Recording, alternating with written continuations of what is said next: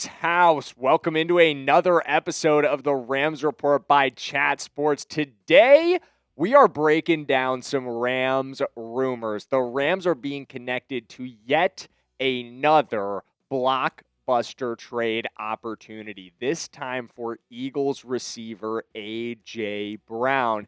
This coming to us from Dianna Russini of The Athletic. She said on Twitter today, A.J. Brown trade discussions are not dead. Last week, I was told the Rams discussed trading for Eagles wide receiver A.J. Brown before dealing for corner Trent McDuffie. Dialogue slowed, but Los Angeles continues to monitor the status of the three-time Pro Bowler with interest. We'll see where both parties go from here. And like she said, this is not the first time we've heard about it, and it's not the first time you've heard about it on this channel. Obviously, Russini had her report back on March 6th, came out at 9 a.m. I think we had our short out on this report at 9:30. I don't even know if it was that long, to be honest with you guys. We are always on the Rams news and on the Rams rumors on this channel, just like we are today. As soon as this report came out, I was cooking up a video for you guys. We put a short out already on it, and now we're getting to our long-form video. This is why you hit that subscribe button. This is why you lock in with the Rams Report by Chat Sports, because we are your one-stop shop for everything around this team, everything around the Los Angeles Rams. And if this happens, guys, if they trade for A.J. Brown, you know we are going to, make a video. We'll obviously have a short, but I think we're even going to go live to celebrate this move, to celebrate the Rams going all in. Because a trade for A.J. Brown would truly push this team. And this is as all in gets. This is the definition of F them picks, of the strategy that Les Snead has kind of made his legacy in the NFL. And I think the Rams would have to go F them picks to get a deal done here. I know a lot of Rams fans that I've seen on Twitter are throwing out second round, third round trade proposals. It's not going to happen for that price tag. I think the realistic trade here, from my conversations with some of our guys here who cover the Eagles, is a first-round draft pick in 2026 if you want to go this direction. We're going to talk about two trade proposals. This is the one that I would actually be most comfortable with. You give up a first-round draft pick straight up for it. You get the deal done for A.J. Brown. And one of the reasons why is because we've talked about that 13th overall pick being used on a receiving option for Matthew Stafford. This is just kind of accelerating the timeline on that, right? Now you've got your, instead of Mekhi Lemon or Kenyon Sadiq, it's A.J. Brown, a veteran in this league, a proven product, a proven tested player, something that the Rams have shown in their history they're more inclined to invest in than draft picks, which they have proven they kind of see those as lottery tickets at the end of the day, as taking a big chance on somebody to translate to the NFL level. Even if they're a phenomenal college player, there's always risk there. But there's a chance that the Eagles wouldn't do that, and it's actually a pretty good one because it doesn't play very well for them cap-wise to move A.J. Brown before June 1st. So here's the thing. Because of A.J. Brown's contract, which is pretty big. I mean, a lot of Rams fans are concerned about the albatross of that. You could make it work. Again, it does kind of go back to the Max Crosby conversation that we had of who else has to go, and that's, I think, a down-the-line conversation if they actually did make this trade happen. But the Eagles here would be taking on a $43 million dead cap hit, of which $20 million or $23 million would be offset. So it would be negative $20 million on their 2026 cap, which is already a pretty limited situation as is if they were to trade him before June 1st. It's just pretty unlikely, in my opinion, that they would actually do that, which means you can't give them 2026 draft capital. Obviously, the draft is before the date of June 1st. So at that point, you've got to spin back to the 2027 draft. And I think if you're going to trade future draft capital that they would have to wait an entire season to cash, they're going to want more of it. At this point, you're likely looking at an offer that looks like this, and that is a lot to give up. A first-round draft pick and maybe a second-round draft pick. Maybe you could push that down to a third, maybe a third-round pick. But I feel like the Eagles would really push for a first and a second if draft capital is coming in next year's draft, which I do believe that they would want it to for their own sake as far as the cap goes. And that's a tough offer at the end of the day. That is a lot to give up for A.J. Brown. But I want to hear from you guys. What do you think on this? Would you take offer number 1, which is the 2026 first-round draft pick in A.J. Brown, or for A.J. Brown, just straight up? They would have to do this before June 1st. Obviously, Eagles going to have to make some follow-up moves to get their cap space in the right spot, but I think this is actually the best play for the Rams. The other option, the one that works better for the Eagles, in my opinion. That's why I call it the Eagles counteroffer, because I think if you made this deal with them or tried to make this deal with them, they would push back with this offer. And yes, you'd be giving up a lot in 2027 draft capital. Or would you take neither of these offers? Do you just not want to trade for A.J. Brown at all? Let me know by typing 1 for the first offer, my proposal, type 2 for the Eagles counteroffer, or just type neither if you don't want to do it at all. Me personally, guys, I think either way you dice this pig, it would be an unbelievable addition to this offense to add A.J. Brown. I would move on either of these deals. I would take either of these offers. If I'm the Rams, I'm starting with proposal number 1. If the Eagles counter with proposal number 2, I am taking it. And I'll tell you why in just 1 second. We'll get into what A.J. Brown would bring, what he would mean for this offense in 2026 if we were to have him and beyond. But before we do, we've got a really fun announcement for you guys. Obviously, the Heart Snatcher tees have been on sale for a little while now. Shout out to those of you that have already acquired them. I know they're on the way to some of you guys as we speak. Some of you have probably already received yours. If you already have, please tag me in it on social media. I would love to see it. But if you haven't picked up yours yet, today is a wonderful day to do so. At the link below, chatsports.com/heart, you can rep our guy Matthew Stafford. Obviously a reference to the wildcard game where he told Davante Adams, let's go snatch these guys' hearts before that final drive. And today we're doing $5 off.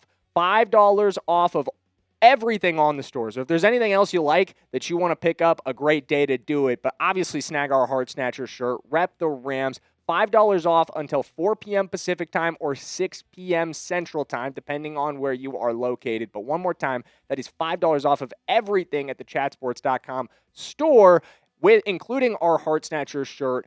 No promo code necessary. It's a flash sale. Go take advantage. And let's get back into our discussion of A.J. Brown. Because like I said, I would submit either of those offers. I would take either of those offers straight to the league office, and I would make this trade. Because for me, it's all about 2026 and being all in. At this point, I think the Rams have shown us that while the future is important, they are focused on winning a Super Bowl right now and are willing to do whatever it takes to accomplish that goal. And A.J. Brown helps you accomplish that goal. In 2025, which was relatively a down year for A.J. Brown, a year in which he had some off-the-field nonsense of complaints and trade drama surrounding him all season long, of production question marks, got off to a pretty slow start. He was still a 1,000-yard receiver. He still had 7 touchdowns, 1 drop on 121 targets and 78 catches. This guy's elite. He's an elite receiver. You go back to 2024, 13 games, he was a 1,000-yard receiver. That's incredible. 7 touchdowns, 67 catches. 2023, when he played 17 games, he went over 1,400 yards with 100 catches and just 4 drops. Just 1 drop in the last 2 seasons for this dude. He is a matchup nightmare for pretty much everybody in the league. He's physically imposing. The origin of the Cam Newton kadoosh meme at the end of the day for good reason. Just look at this guy. Imagine lining him up next to Puka Nacua and Davante Adams. Those 3 guys on the field at the same time. And you don't even have to mention the fact that Matthew Stafford, the reigning NFL MVP, is their quarterback. Who in the NFL is stopping you? That is the best offense perhaps in league history. Literally ever. In the entire history of football. Could you name me a better offense that would be better set up for success? And I haven't even mentioned you have the best play caller in the NFL in Sean McVay. Plus a great run game with Kyron Williams and Blake Corum. All of that. The Super Bowl 61 is yours. Like, who can stop you from going out and taking this thing? At the end of the day, I literally do not think any team in the NFL could match up well enough with this receiver room. You would have solved the problem. We've talked about the hole at receiver 3 that the Rams have right now, that the Rams need to address, whether it's going to be through free agency, whether it's going to be through draft. We've talked about that in past episodes. What if now there's a third option that is trading for A.J. Brown? And maybe there's another guy that we could trade for that we'll talk about in a future video as well. But I think A.J. Brown, if he's on the table, if the Eagles are willing to move him for either of the two offers that I put together, I think you're going to see it happen. Because at the end of the day, this has Les Snead and his fingerprint and his culture and his philosophy written all over it. It absolutely does. This feels like a Les Snead move to me. This feels like the kind of thing that Les Snead would do. And I know some of you guys have concerns. I've already heard it in the short that we put out about locker room issues with A.J. Brown, about the kind of culture fit that he might be in the Los Angeles Rams offense, especially because of the target share, the attitude issues that came up last year with A.J. Brown. I understand. I do, at the end of the day. It's not like this guy has not been without his incidents and his issues. I think most notably and kind of hilariously, reading a book on the sideline to express frustration. I think it was like Inner Excellence that he was reading. But I don't think that this element of it takes him out of play for the Rams at all. In the way that I've seen some people comment on this about. I think you look back at the history of guys that Sean McVay has made big plays to acquire, that Les Snead have made big plays to acquire. Jalen Ramsey, big-time diva, big-time trash talker, big-time guy. I mean, people don't, he's controversial. I love Jalen Ramsey. We love Jalen Ramsey. He was a great Ram. Marcus Peters, another guy who had controversial incidents before, during, and after his time in Los Angeles, but another great Ram that Sean McVay was willing to take a chance on. Odell Beckham Jr. won a Super Bowl with this team along with Jalen Ramsey, another guy who had issues during his time in New York. It was pretty quiet in Los Angeles. Again, I think he settled into our culture very well. And Ndamukong Suh, you go back further than that, somebody in 2018 who had major issues in Detroit when he was there, stomping on people, all sorts of things, comes into LA, settles in totally fine. I think this staff, this franchise, has shown that they are willing to take a chance on people that have talent, that maybe do have concerns in that way. They believe in their ability to manage and to maintain these things. But how worried would you be about bringing in A.J. Brown? That's supposed to say me guy, actually, but my guy. I think he could be our guy. I think he could be my guy. But how worried would you be about A.J. Brown coming into the Rams locker room? Do you think he would affect the culture? If you think it would be a disastrous fit, put it at 10.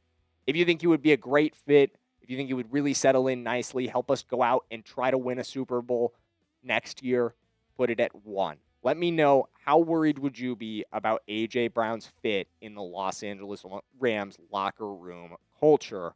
But that's going to do it for today's episode on the Rams Report by Chat Sports. Thank you guys so much for tuning in. One more time, if this happens, if this news breaks, you know right where to go. Right here on the Rams Report, we're going to be going live. We are going to have all the coverage you need of this trade and of what it means for the Rams. So make sure you're locked in by hitting that subscribe button, and hopefully we'll see you then.